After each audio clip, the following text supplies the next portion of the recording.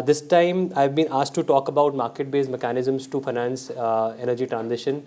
And then I'll also try to propose one mechanism which is apt to finance business models or assets which have not achieved commercial viability in the RE space in the country, and how can we ensure that capital also flows into them. So to start with, a little bit of background about IFA. The Institute for Energy Economics and Financial Analysis is an energy finance think tank. We are based out of the US, but we cover 34 markets globally. I'm part of the South Asia team, and the overarching aim of IFA is to accelerate the transition to a more diverse and profitable energy economy in whichever jurisdiction that we operate. Now, just to set some context, we all know India has been a champion in the adoption of renewable energy onto the grid. We have somewhere around 180 gigawatts of installed RE capacity, which includes large hydro. And we aim to scale this up massively, upwards of 450 gigawatts in the next 7 to 8 years by 2030.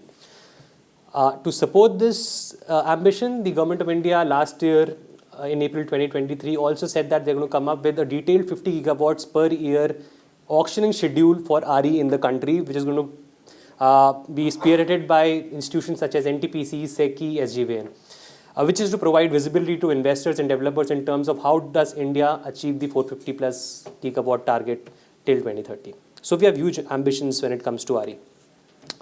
And if you see the macroeconomic backdrop in which we are trying to achieve this particular target, that's also pretty favorable.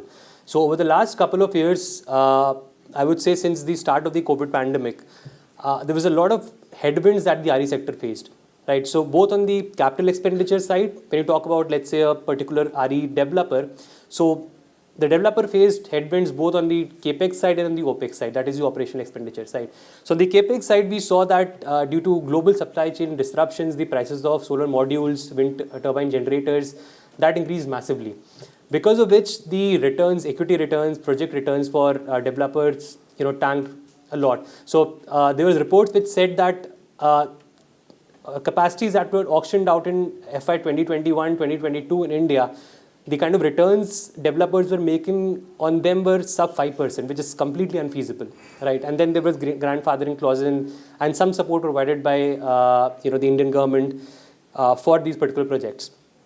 At the same time, after the COVID-19 pandemic, globally, if you see what central bankers were doing, there was a interest rate tightening regime that was being followed, right? And there was interest rate that was rising in the global markets, in developed markets, which was followed by developing markets. And today we see that the kind of interest rates that are there in developed world, they are unprecedented in decades, right? So we've never seen US having interest rates of 5%, right? At least I've not seen that in my lifetime. So this particular thing followed to curb the massive inflation that came after the COVID-19 pandemic. What that had was a knock-on effect on developing market assets, equity and debt. So a lot of Indian RE developers go out in the global markets to issue instruments such as green bonds. Like Sir mentioned, 90% of Indian issued green bonds and green loans have been used to finance or refinance rather RE capacities in the country. Because of the interest rate tightening regime, all of them tanked, right? From FY 2021 second half onwards to the mid of 2022, there were no green bond issuances in the country because all of the investors, I would say, which want to invest in such instruments, as such thematic instruments, they're not based out of India. You don't have LICs of the world who want to invest in them. All of these investors are based out of India, right? And that's when 90% of our issuances have been in offshore markets. So a very viable source of financing RE capacities in the country, that got shut down, right? So there was a double whammy, both on the OPEX and the CAPEX side. Now if you see the conditions currently, so since October 2022 till December 2023, the cost of solar modules globally has tanked by 60%. The prediction is that the prices are going to fall by another 40% in the next 1.5 years. That is massively going to help the project and equity IRRs of RE developers in the country. At the same time, the global interest rate tightening regime that was followed, that's almost topped out. If you see what global bond markets are pricing in, they're pricing in rate cuts of up to 35 percentage points globally by the top 20 developed markets in the world. And that's also unprecedented. That's never been seen, right? So there's a lot of potential for rate cuts happening. How's that going to help RE developers? First of all, if you see a typical RE project, wind or solar, close to 60 to 65% of their operational cost is the interest servicing that they do, right? So if there is, let's say, a 1 or 2% decrease also, percentage point decrease also in the cost of finance for them, that's a massive jack up for equity returns for them, right? Secondly, now the green bond market that was closed for some time, 1.5 years, that's again going to open because emerging market equity and debt is going to become more favorable again for global markets, global investors. So I would say the backdrop in which we are trying to achieve the targets, that's pretty favorable. Again, like I mentioned, majority of energy transition investment in India that's been done in renewable energy, more than 90% of our investments in energy transition is into RE, and that's primarily grid scale wind and solar, right? If you talk about ESG investing, and I won't delve into this because Aniruddha has already talked a bit about this, but if you see Indian companies or rather Indian entities, government, non-government, they've raised a cumulative of close to $81 to $82 billion worth of green bonds and green loans over the last decade, since 2012, when the accounting for this particular thing was started to be done. And if you see the kind of issuances that have happened in the global markets, just in full year 2022, it stood at $1.5 trillion. Right? This is not just green bonds, this is green bonds, green loans, sustainability-linked loans, bonds, sustainability bonds, social bonds, blue bonds, yellow bonds, all kinds of thematic bonds in the sustainable finance or ESG market.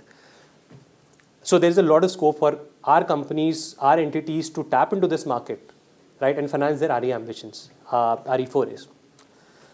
If you see this particular table, the use of proceeds issuances, so green bonds are known as use of proceeds issuances. All of these companies are power sector companies, energy sector companies. You only have one bank over here, that's REC, that is also providing financing.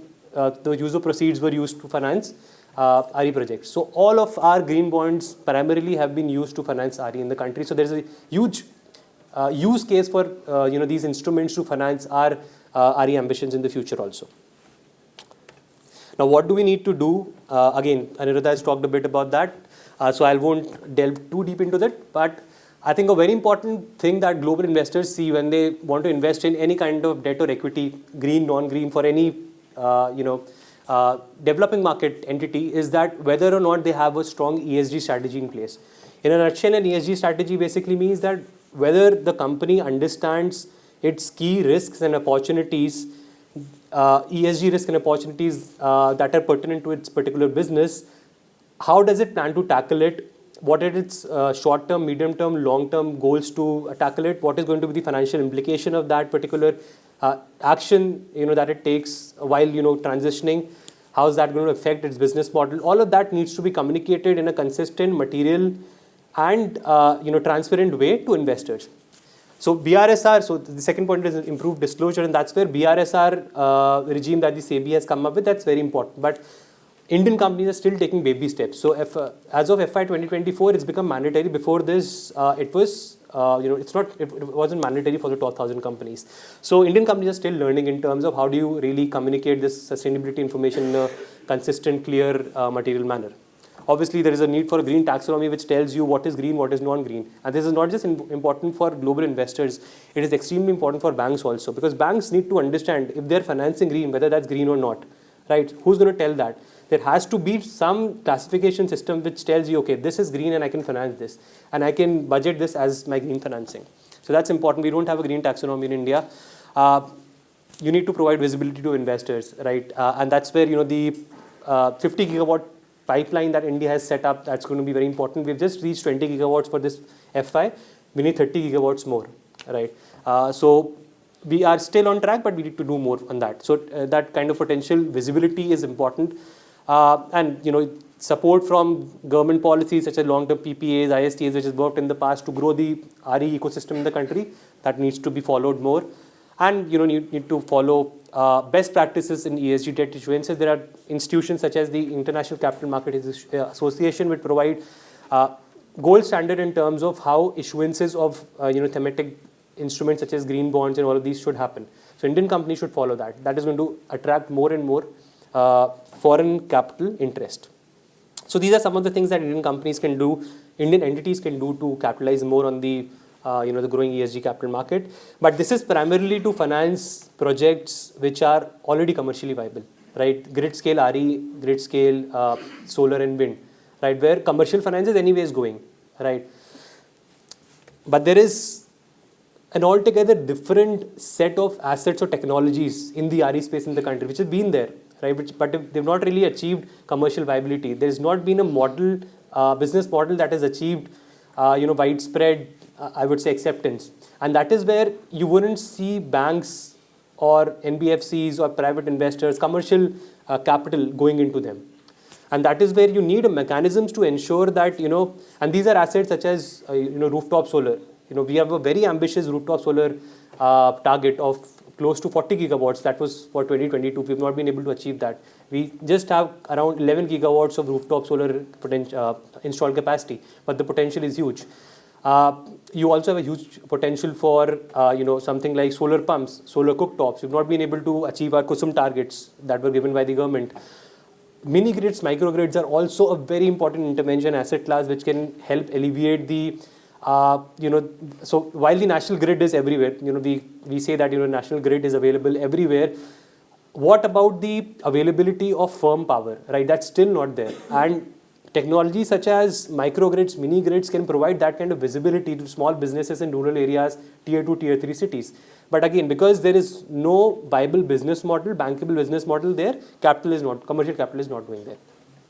So globally, there is one mechanism that is touted to solve these problems, right? And it's been there in the development finance space since a very long time, but now it's been renewed. There's a renewed focus on that in the energy transition space, and that's blended financing, which at its core is basically bringing together catalytic capital and commercial capital and investing in projects which have the potential to be commercially viable over the next 3 to 5 years, let's say, during which period the catalytic support is going to wade off as and when the particular business model is going to stand on its own and achieve and attract commercial capital, right? So in a nutshell, it tries to invest, public finance, I would say, in very simple terms, in those assets which have the potential to create a viable business model, which can then on its own attract commercial capital.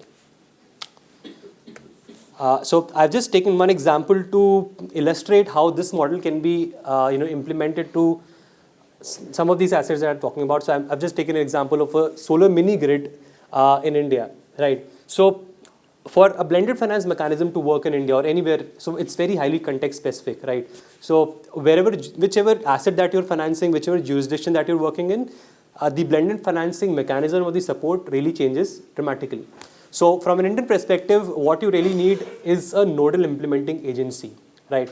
What it does is that it's going to bring together the catalytic capital provider. Now, who do you have over here? You have philanthropies, you have MDBs, you have multilateral climate funds such as GCF, GEF, Adaptation Fund. You also have subnational and national government which are going to provide some kind of subsidy support. Now, this is capital which is either low return seeking or no return seeking, right? Which has certain developmental priorities that it wants to achieve through providing capital at concessional terms or capital in grant form. So what kind of support can it provide? It can provide capital in the form of grants, technical grants, conditional grants. It can provide concessional debt. It can provide subordinate equity. It can provide project preparation facilities. Depending on the kind of project that you have, the support can be tailored for that. So the implementing agency brings together all of those catalytic capital providers on the table. Along with that, it also brings together the commercial capital, the banks and the NBFCs. Now, no bank is going to lend to any project which is risky per se, as per its perception, and which, according to it, will not be able to provide back its interest and the principal, right? So banks are commercial entities, right? You cannot expect them to provide capital for something which has a social positive externality, right? And that is where you have the catalytic capital to cover the social cost of it, right? So you have on the commercial side, you have banks, NBFCs, you have insurance companies, you have pension funds, you have sovereign wealth funds. Yes, this is the last slide. And the implementing agency, first of all, understands what is the risk, return, developmental priorities of all of these capital providers. and creates a mechanism based on all of these instruments for that specific use case. So that's one thing that it does. Second thing is, for any catalytic capital provider, robust monitoring, reporting, verification of whatever development or social positive externality is being done through financing a project, that communication is very important. So the implementing agency also has to ensure that the MRV data flows consistently in a material and transparent way to the catalytic capital providers. Could be philanthropies, could be MDBs. And then it also has to ensure that the capital, grants or anything that is given for that particular project routes through it to a private developer in this particular case, which then implements the project, right?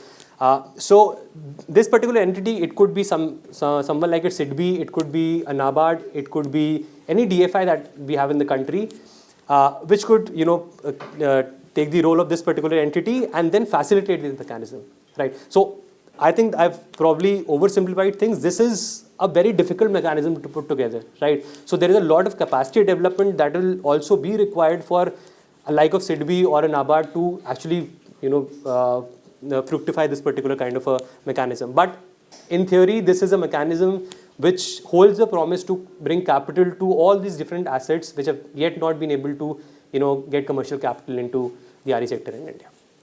So that's the end of my presentation. Thank you so much.